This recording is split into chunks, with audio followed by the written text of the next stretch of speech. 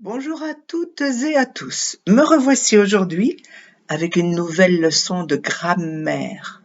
Vous avez entendu parler du participe présent?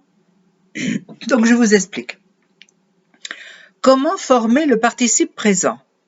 Eh bien, on le forme sur le radical de la première personne du pluriel au présent et on ajoute ANT. Exemple 1, le verbe chanter. Première personne du pluriel, nous chantons. Le radical est chant, C-H-A-N-T. Et le participe présent, c'est chantant. Donc on ajoute A-N-T à chant. Pour le verbe finir, deuxième exemple, première personne du pluriel, nous finissons. Le radical est donc finissent, F-I-N-I-2-S.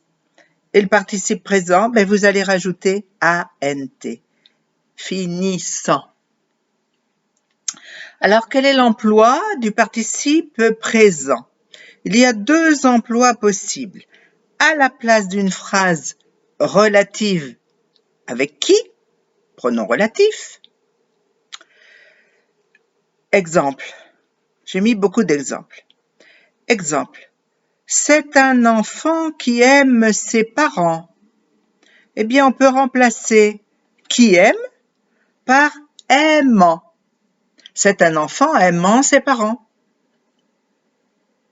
Même chose pour les autres exemples.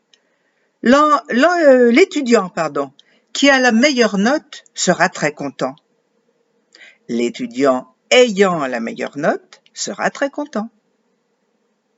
Comment appelle-t-on cette forme qui se termine par ANT? Comment appelle-t-on cette forme se terminant par ANT? Je cherche des exercices qui ont vraiment un sens.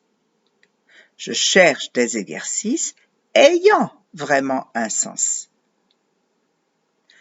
Je réponds aux personnes qui se donnent la peine d'écrire. Je réponds aux personnes se donnant la peine d'écrire. Trouvez-moi une personne qui parle arabe. Trouvez-moi une personne parlant arabe. Deuxième utilisation, pour la cause, en début de phrase avec comme exemple. Comme elle était malade, elle n'est pas allée à son rendez-vous. Étant malade, elle n'est pas allée à son rendez-vous.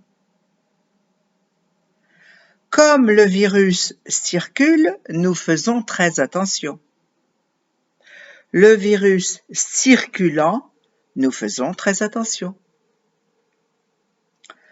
Comme elle n'avait pas compris, elle a demandé à une amie. N'ayant pas compris, elle a demandé à une amie. Comme elle ne savait pas où aller, elle est partie chez sa voisine. Ne sachant pas où aller, elle est partie chez sa voisine. Alors, est-ce que cette leçon est difficile? Je ne sais pas. Essayez de trouver des exemples vous-même et je vous dirai ce que j'en pense. Alors, à bientôt.